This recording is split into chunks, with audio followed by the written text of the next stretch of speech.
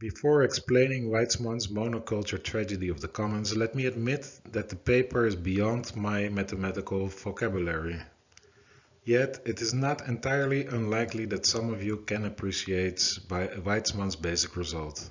And even if you don't possess a high mathematical fluency, I also encourage you to read profitability and ecological entropy. Here, I try to explain the intuition without the math involved. The monoculture tragedy of the commons occurs through crop selection as described by Martin Weitzman. In this particular respect, farmers on their unrestricted access private property behave more like fishermen with free access to common property. For both situations, the individual calculates only the effect of his own decisions on his own expected yield, taking no account of the effects of his decision on the expected yields of other fishermen or farmers. To show this tragedy of the commons for monocultures, Weitzman builds on the theory of island biogeography, as understood in this lecture's opening quote.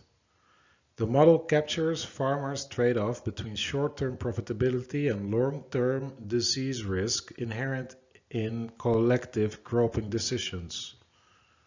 When choosing to plant more of a highly profitable crop, let's say a banana species, the farmer increases the banana island. As a larger island can maintain more species, the risk of catastrophic disease also increases.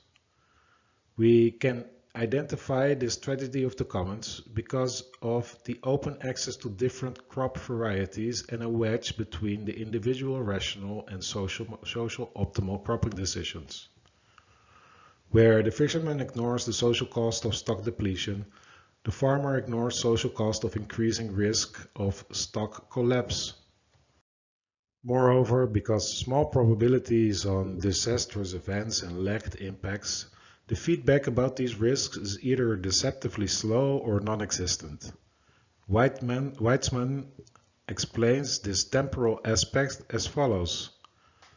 When the size of a host population is artificially changed, the number of host-specific parasite species or strains may perhaps remain quasi-fixed for a while at the previous equilibrium level. Thus, in the short run, there may appear to be no disease penalty for increasing the biomass target area of a cultivated crop. But this is a temporary illusion. Given enough time, forces of immigration and pressures of natural selection will operate among parasite strains, much as Malthusian forces operate within strains.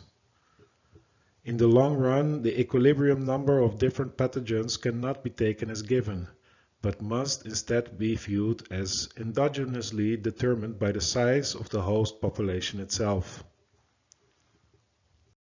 We can possibly recognize a first consequence of monoculture tragedy in the excessive use of pesticides, since monoculture farming has more challenges with pests that are specialized in eating the monoculture in question.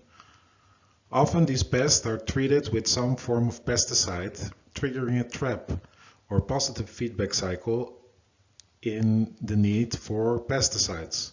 So the choice of monoculture farming, while profitable in the short run, increases the need for pesticides, which in turn damages biodiversity and soil quality, increasing problems of pests and the need for additional pesticides.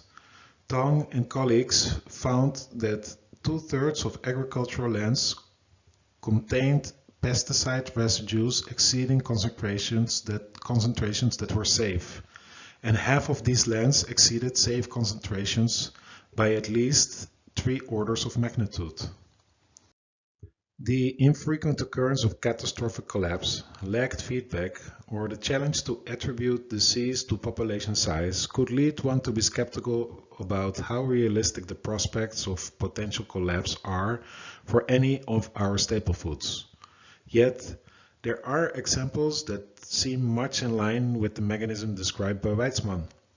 One such example is the history of the Gros Michel banana, a cultivar of Musa acuminata.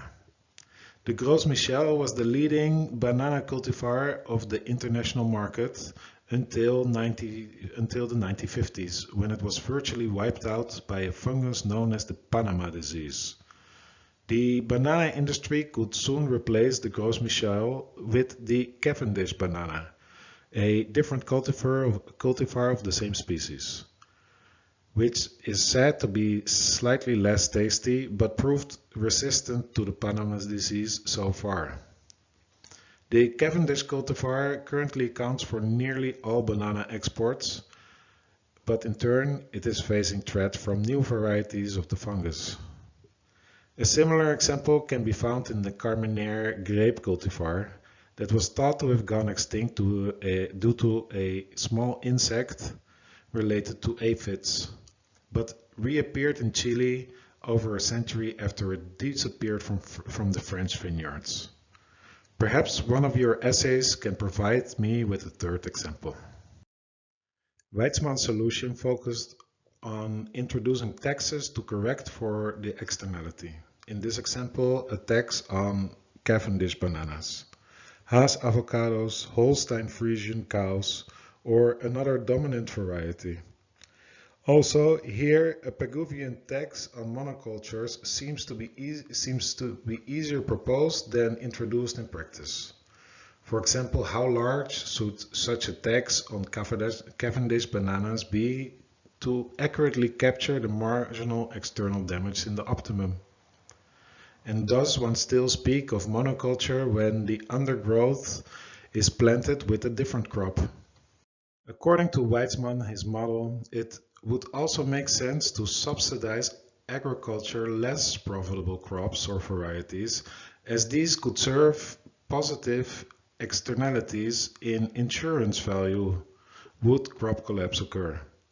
While there is merit to subsidize the preservation of crop diversity, perhaps such subsidies should focus on seed banks or similar specialized institutes. That is, given current land change pressure, one could wonder whether it is advisable to subsidize any form of agriculture.